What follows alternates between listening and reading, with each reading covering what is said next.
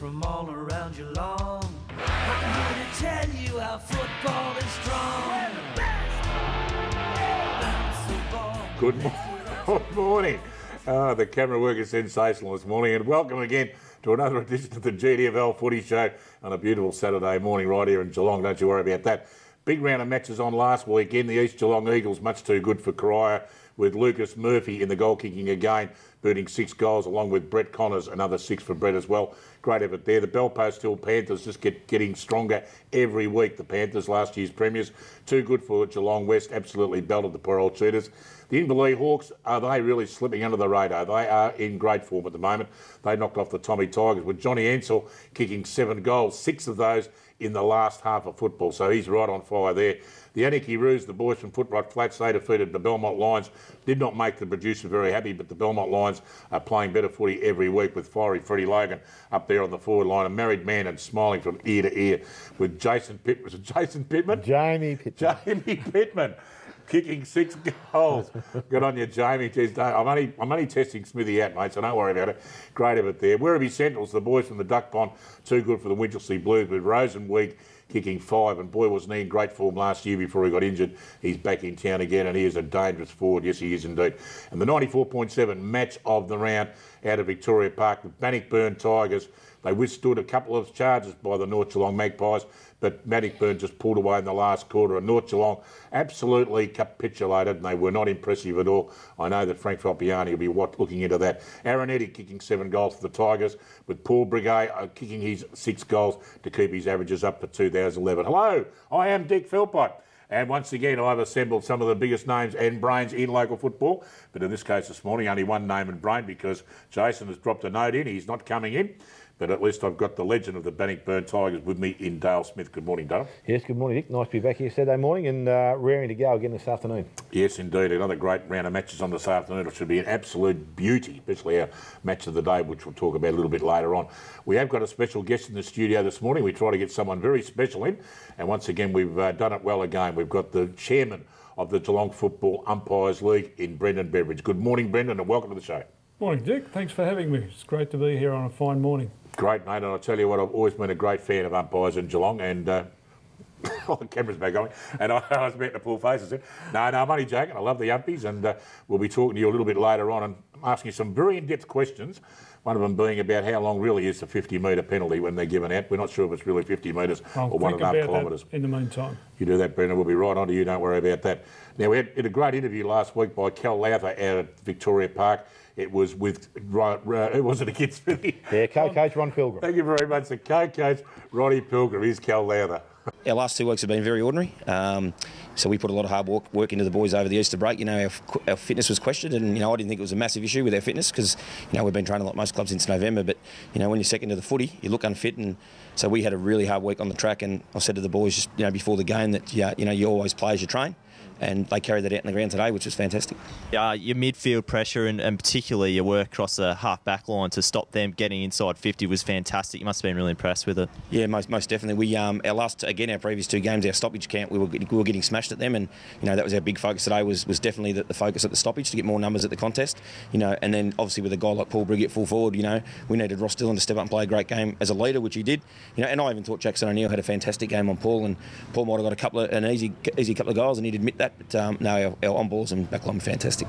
Are you surprised with how indifferent your start to the season was? Are you surprised with the fact that you lost games perhaps against Thompson where you should have won, especially considering you showed such a great performance today against North Geelong? Oh, most definitely. And again, the old saying is footy's always played above the shoulders. And we got to Thompson and there wasn't a really good vibe before the game. And I said to the guys there that, because we're a young group, if we don't switch on, sides like that will beat us. And that happened against Werribee. Werribee played a fair bit better game than us last week, to give them credit. But definitely between the years, mate, and I think the hard training got them back on track with that as well. Yeah, and particularly your forward line, the young bloke, his name just escapes me. Yeah, they're fantastic, and particularly first gamer to take marks and to, even though he missed a couple, really good good performance and good showing. Yeah, mate. He, he's a boy with a lot of ability, and as you know, with Dale in the commentary, Dale coaches him.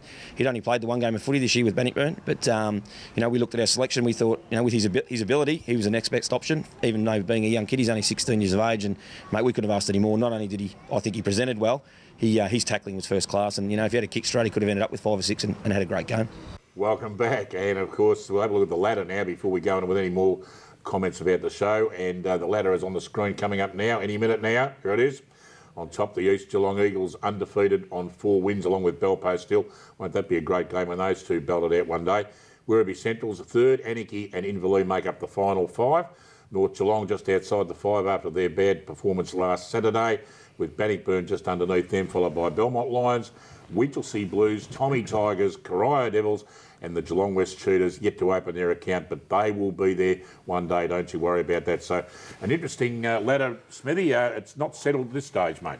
Oh, definitely not settled at this stage, Dick. There's a 3 or 4 times, or the 2 sides just outside the 5. The top 5 are the only 2 I reckon that can actually make it to back inside it. So it's just going to be very interesting when those sides play each other and actually what they can do against the bottom side to get a bit of percentage. Because I think come end of the year, the percentage is going to be worth a fair bit coming to settle that 5th spot.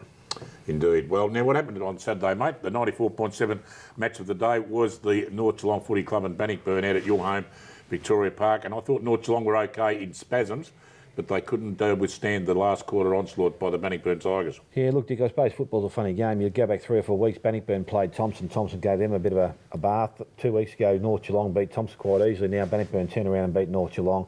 North Geelong were okay, started the game pretty well. They just really lacked that, I suppose, that good key forward. De Blasio, we've mentioned him before, through centre-half forward. I think that's an area they're really falling down. I reckon a bloke like Kane Swinnerton played there in the weekend, but he does need some assistance. Kane Pittman played pretty well as a half forward, but he's not a real big marking option. So, I think a bloke like Marley Swain has really got to take some responsibility for his game. But Derek Fitzsimmons was missed poorly through the middle of the ground. I think that's one of the areas that Bannockburn would have felt a lot easier about once they didn't see him in their side.